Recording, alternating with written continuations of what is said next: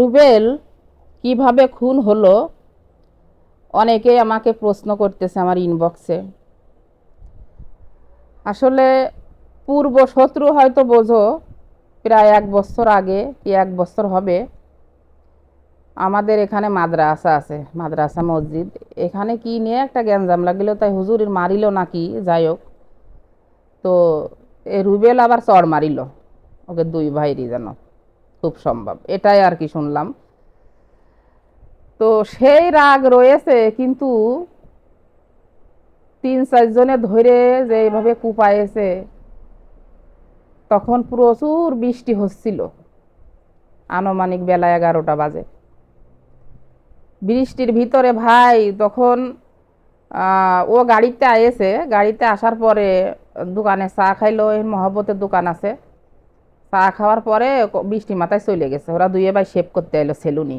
ছোটটা ছিল সেলুনি, আর বড়টা শেভ করে চলে যাচ্ছিল, মানে ফুল বৃষ্টি মাথায় আয়েছে। কয়দিন পরে দোকানে সময় কাটায় লাভ কি, চলে গেছে বাড়ি, যাচ্ছে, যাওয়ার পথেই আমাদের ওখানে একটা গাড়ি মাপা স্কেল আছে, ওই রুমের স্কেল রুম আছে, রুমের একটু আগে আর কি, ওইখানে ধরে মনে করো এমন কুপান কুপাইছে ভাই, চাইনিজ ক্রোল দিয়ে ছুরি মাইরেছে।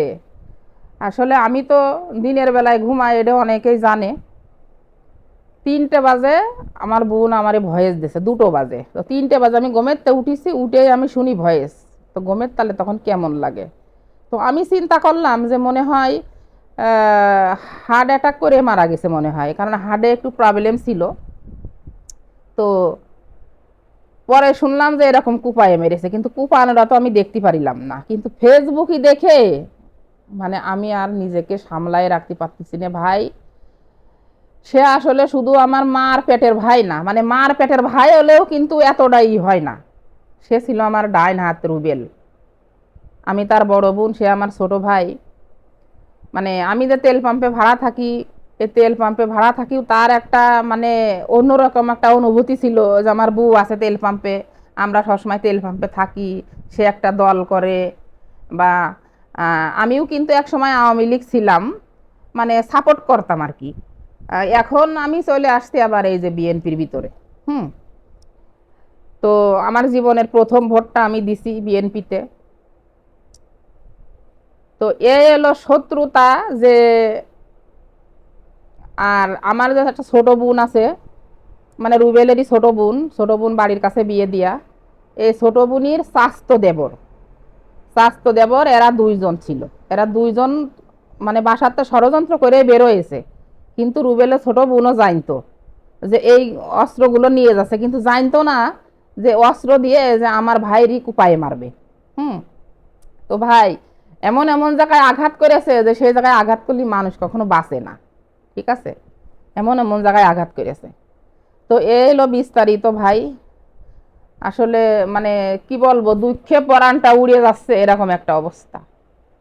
পুরো ফেসবুক, পুরো মিডিয়া, সাংবাদিক, পুলিশ, যেখানে যা আছে সবাই আসলে মানে আতঙ্ক হয়ে গেছে, পুরো দেশবাসী সবাই তাদের খুঁজতেছে, কোথায় পলায়েছে জানি না।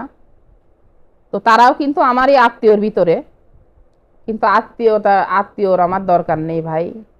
তোরা যে এই যে খুন করলি, তোর মারামারি কর, সমস্যা নেই, একখান হাত ভেঙে দে, একখান ঠ্যাং ভেঙে দে, একটা কোপ দে অন্য জায়গায়, রক্ত রক্ত করে দে, কিন্তু তোরা এমন ভাবে মারিছিস ভাই, এটা দেখার মতো না। আহারে, আগে মানুষ নকশালি করতো না, নকশাল, সর্বহারা, এরম করতো না? ছোটবেলায় হঠাৎ করে মনে পড়লো কথাটা। তো যারা নকশালি করতো তাদের কিন্তু মানুষ খুঁজে বেড়াইতো মারার জন্য। হুম। দেখতাম কি যে মানুষ নাম করছি নে, মানুষ আছে কেনে অলদি গাছের বুর ভিতরে, বাগানের ভিতরে এই বড় বড় রামদা মনে করো ফেলাই থইতো নকশালরা, রায়তলি বেরোতো। হুম। তা তাগেরও কিন্তু এভাবে মারতো না, রুবেলের যেভাবে মানে মর্মান্তিক ভাবে যে খুনটা করেছে ওরা, নকশাল পার্টিরাও কিন্তু এরকম মারামারি করে না। আরে, তাই মানে ছেলেটা আসলে মানে গাড়িও চালাই, ড্রাইভিং করে অনেক দিন থেকে।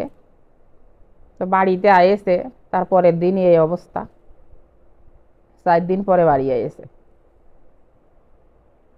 তো আমি মনে করি মানুষ মানুষের জন্য,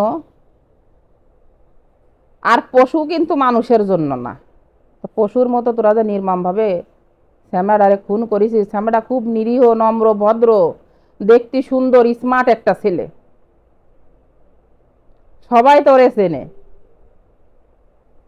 এই ছেলেকে যে খুন করেছে, বিশ্বাস করা যায় না আসলে ভাই, যে এইভাবে তারা, দুর্বৃত্তরা যে এইভাবে তাকে খুন করবে, এটা কল্পনা করার বিষয়। কিন্তু ওরা কল্পিতভাবে কিন্তু ওরা খুনটা করেছে, কিন্তু রুবেল জানতো না যে আমারে খুন করবে।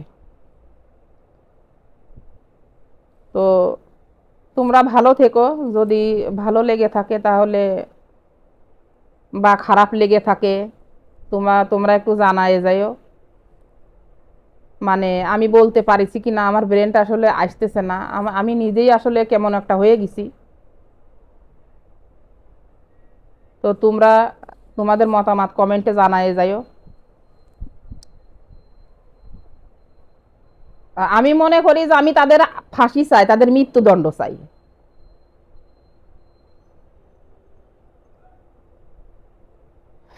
ভিডিওটা একটু শেয়ার করে দিও, সবার মাঝে একটু পৌঁছাই দিও। ভালো থেকো, আল্লাহ হাফেজ।